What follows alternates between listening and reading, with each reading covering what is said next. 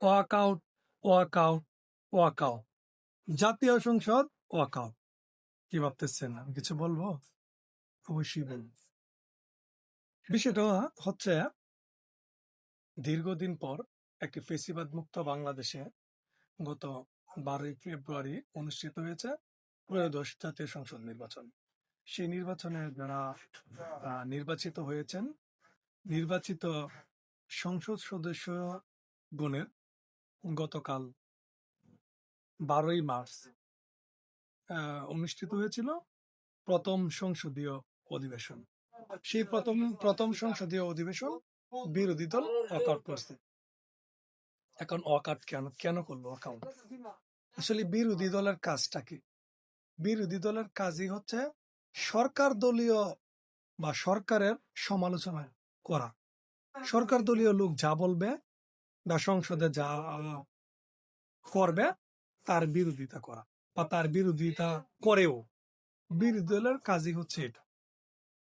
এখন গতকালকে জামাত, এনসিপি সহ অর্থাৎ বিরোধী দলের যারা সংসদীয় সদস্য ছিল তারা সংসদকে ওয়াকআউট করছে। কেন করছে? মহামান্য রাষ্ট্রপতি কেন ভাষণ দিবে?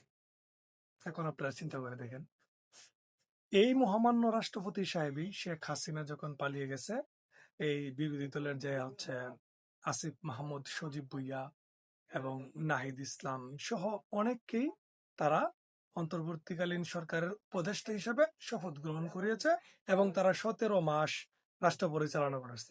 এবং 12ই ফেব্রুয়ারির পর যারা সম্মানিত সংসদ সদস্য হয়েছেন তাদেরকেও সেই রাষ্ট্রপতি সাহেবই শপথ গ্রহণ করিয়েছেন। তখন তাদের কোনো প্রবলেম হয় নাই।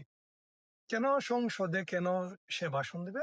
এটা হচ্ছে তাদের প্রবলেম। এর জন্য তারা সংসদকে ওয়াকআউট করছে। এখন আপনার একটা জিনিস আপনাদের মনে রাখা উচিত, যে হচ্ছে তারেক রহমান সাহেব গত 25শে ডিসেম্বর বাংলাদেশে এসেই বলেছিল আই হ্যাভ এ প্ল্যান। সে কিন্তু তার প্ল্যান সম্পর্কে তেমন কিছুই বলে নাই, কিন্তু তার বিভিন্ন কর্মকাণ্ডে আমরা তার প্ল্যান সম্পর্কে উপলব্ধি করতে পারছি। এখন চিন্তা করেন, গতকাল রাষ্ট্রপতি সাহেব ভাষণ দিছে এবং ভাষণ দেওয়ার সুযোগ করে দেওয়া হয়েছে। সরকার দলীয় লোক তাদেরকে ভাষণ দেওয়ার সুযোগ করে দিছে বিদায় হয়তোবা সে হচ্ছে ভাষণ দিতে পারছে। এখন কেন দেওয়া হয়েছে? কেন তার ভাষণ দেওয়ার সুযোগ করে দিছে? কারণ আওয়ামী লীগের রাষ্ট্রপতিকে দিয়েই আওয়ামী লীগকে নিষিদ্ধ করাবে।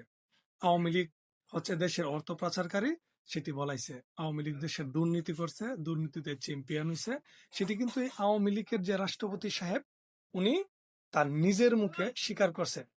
এটা তারেক রহমানের একটা প্ল্যান, একটা কৌশল, যে আওয়ামী লীগের রাষ্ট্রপতির ধারাই আওয়ামী লীগ যে বাংলাদেশের কুকর্ম